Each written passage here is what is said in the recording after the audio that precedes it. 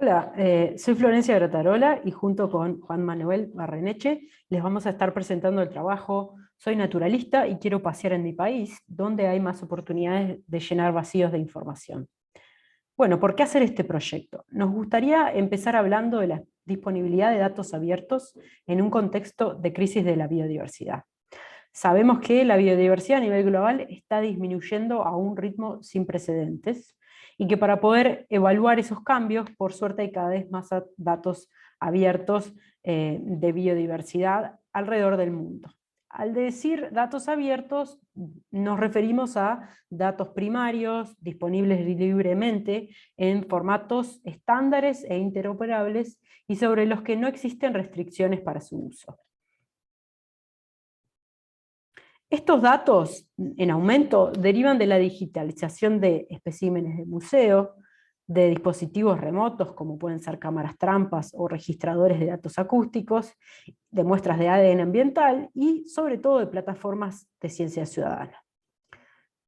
Sin embargo, en diversas regiones de Latinoamérica y el Caribe, los datos de biodiversidad disponibles de manera abierta son limitados. Aquí podemos ver los datos disponibles en la mayor plataforma global de datos de biodiversidad llamada GBIF, que significa Infraestructura Global de Datos de Biodiversidad. Esta plataforma agrega datos de diversas bases mundiales, como pueden ser museos, universidades, y también plataformas de ciencia ciudadana como eBird y iNaturalist. En el mapa podemos ver en rojo zonas donde la acumulación de datos disponibles en la plataforma es mayor y zonas en verde donde la acumulación de datos es menor. Por ejemplo, en Sudamérica. Y tal es el caso de Uruguay, donde investigadoras e investigadores de Biodiversidad, el Consorcio de Datos de Biodiversidad del Uruguay, encontraron que luego de generar la primera base de datos abiertos de biodiversidad para el país, el 95% de su territorio permanece aún con muestreos insuficientes. Por eso, para países como Uruguay, para poder tomar mejores decisiones basadas en evidencias, es sumamente crítico revertir la falta de datos primarios sobre la distribución geográfica de las especies. Y para esto, la ciencia comunitaria se presenta como una herramienta colectiva transformadora. La ciencia comunitaria es también llamada de ciencia ciudadana, participativa, y de un montón de maneras diferentes que también expresan la cantidad de prácticas diferentes que se hacen.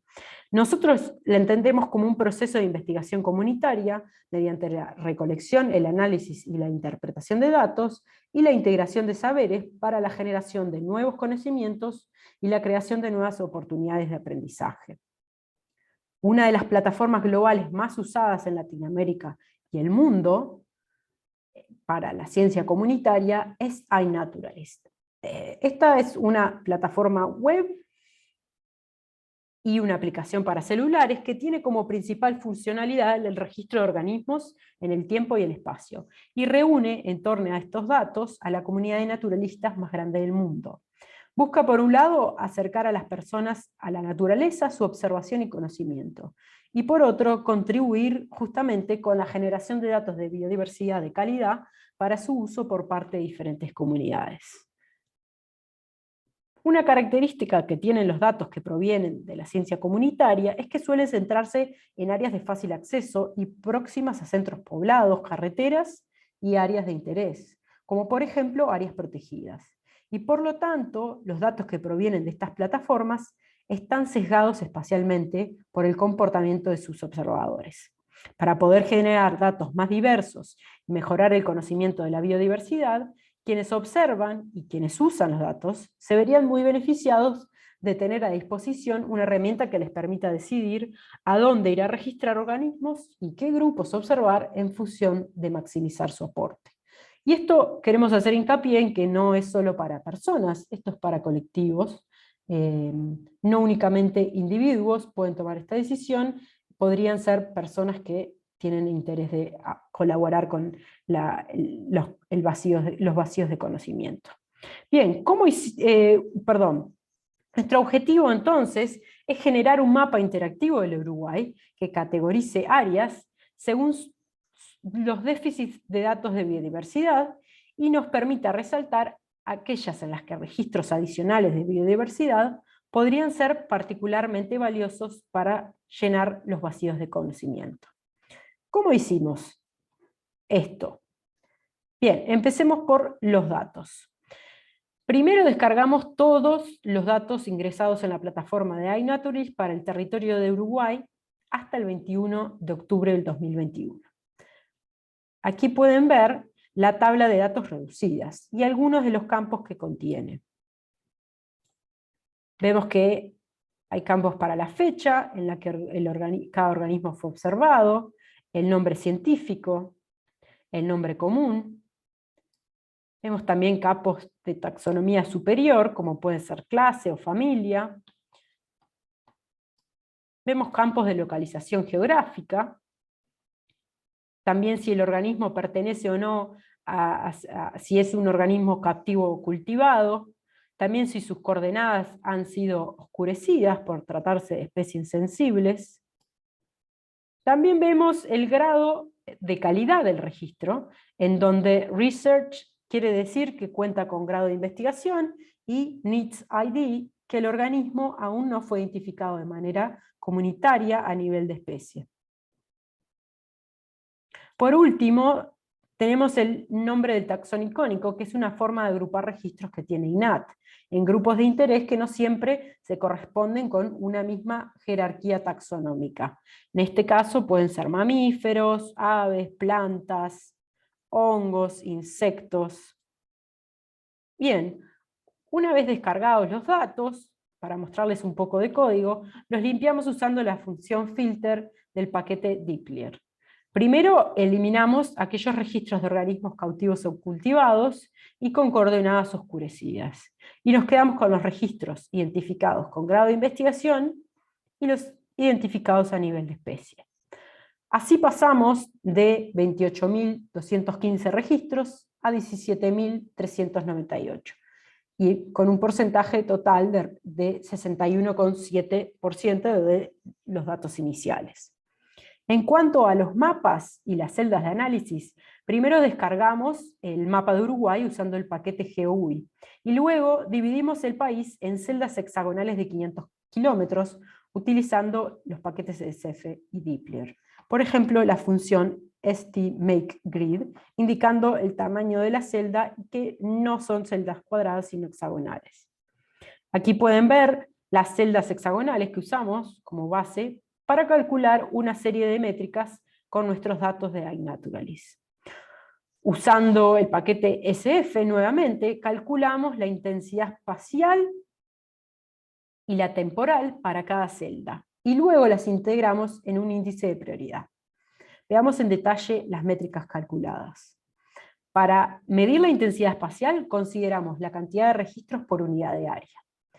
Consideramos importante hacerlo por área, ya que, por ejemplo, algunas celdas de la costa del país cuentan con menor superficie.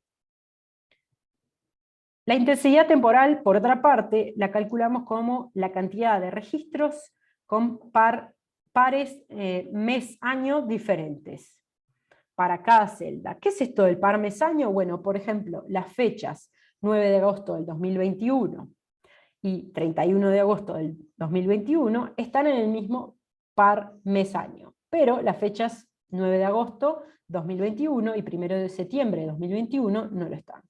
La decisión de usar los pares mes-año en lugar de año-mes-día o solo año como unidad de tiempo se debe a que consideramos que es un buen balance entre la complejidad del código y el grano del muestreo. Elegir, por ejemplo, solamente año puede ser un grano de muestreo muy grande, ya que iNaturalist en Uruguay se usa hace poco tiempo. Para ser ilustrativos, les ponemos este ejemplo en el que tenemos 4 celdas, todas de áreas 10 kilómetros cuadrados, y 6 registros. En la celda 1, por ejemplo, tenemos 3 registros, por lo que la intensidad espacial será de 3 dividido el área, es decir, 0,3. En cambio, la intensidad temporal es 2, ya que hay 2 registros. Hay 3 registros, pero solo 2 combinaciones año-mes. Noviembre del 2018 y mayo del 2021. En la celda 2 tenemos 0 registros, así que tanto la intensidad espacial como la temporal son 0. En la celda 3 hay un registro, así que la intensidad espacial es 0,1 y la temporal 1.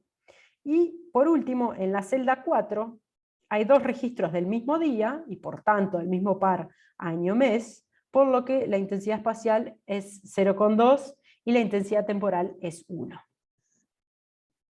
Una vez calculadas ambas métricas de intensidad, las integramos para obtener un índice de prioridad global, que nos permita diferenciar celdas según su relativa falta o presencia de datos.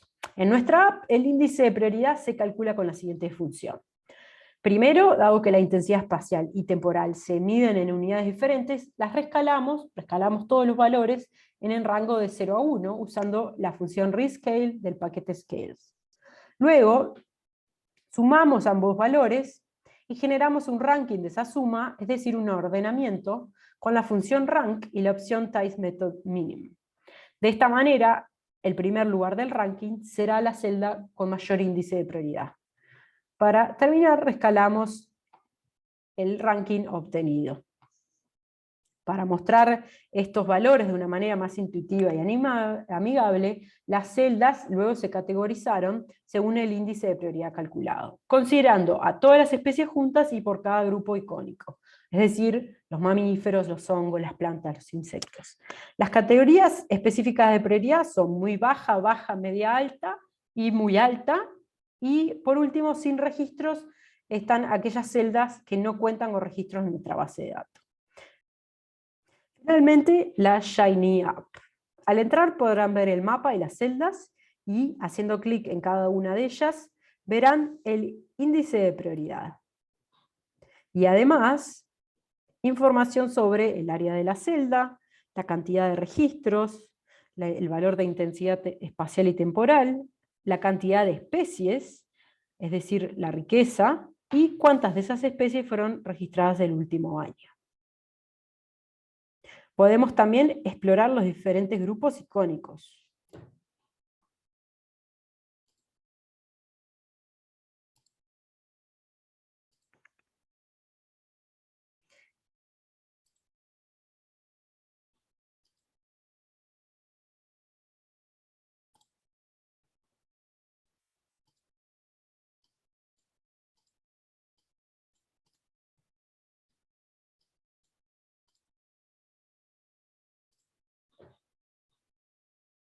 Además, la app cuenta con una pestaña de documentación donde se detallan las métricas calculadas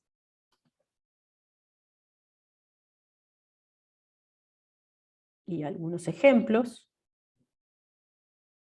Y por último, una pestaña de contacto con nuestros datos para que nos envíen comentarios y sugerencias. A futuro, pensamos que esta herramienta podría replicarse en otras partes del mundo. Además, nuevas métricas podrían ser propuestas y nuevas formas de visualizar los datos acordes a las regiones.